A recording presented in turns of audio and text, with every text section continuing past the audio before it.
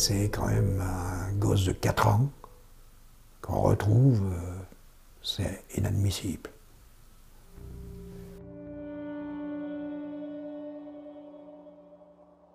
Le soir de la disparition du petit Grégory, donc on a eu une alerte pour retrouver un enfant qui avait disparu de son domicile. Donc nous avions rendez-vous tous les pompiers donc à l'hôtel de l'Est à l'Épanche-sur-Vologne. Et donc le rendez-vous a eu lieu vers 17h30, 18h.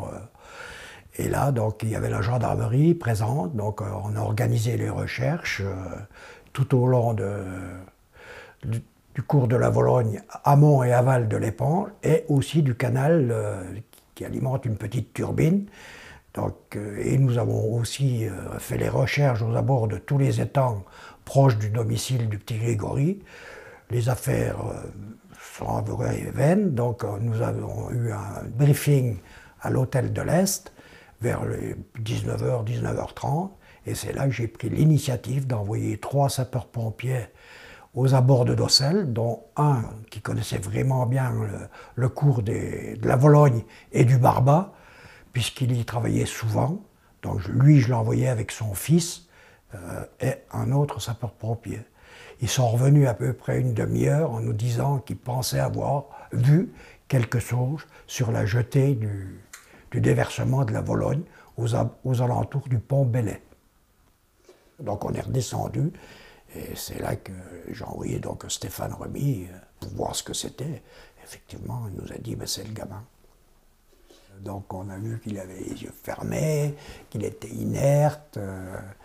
Bon, les mains, enfin, ce qu'on voyait des mains, puisque tout était attaché hein, par des cordelettes. Donc on voyait que ça bleuissait un petit peu, mais le corps n'était pas raide. C'est quand même un gosse de 4 ans qu'on retrouve, c'est inadmissible. Quand vous voyez les cordelettes, le bonnet, qu'est-ce que vous ressentez? C'est une chose aberrante. C'était pour être sûr que l'enfant jeté à l'eau, il n'irait pas le bonnet à une place, les gants à l'autre, que tout soit... qu'il n'y ait pas d'indice de retrouver ailleurs. Moi, c'est le sentiment que j'ai eu.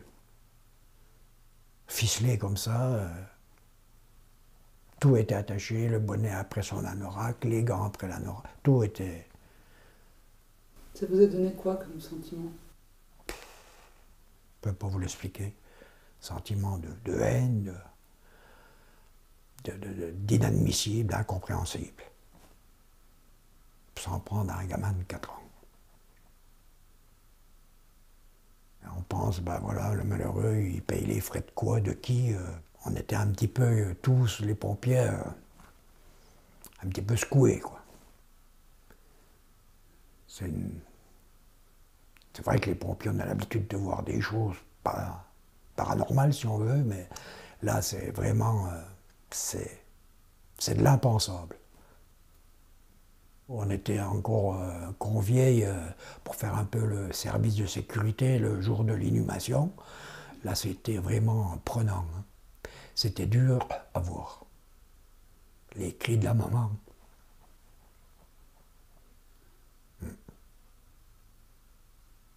Depuis, bon, on dit que la douleur s'estompe avec le temps, mais bon, il y a des choses qui reviennent. Comme quoi, par exemple? À chaque fois qu'on en reparle, ben, on revoit encore... moi, je revois encore l'image du gamin dans l'eau, dans les bras de Stéphane quand il l'a ressorti. C'est dur.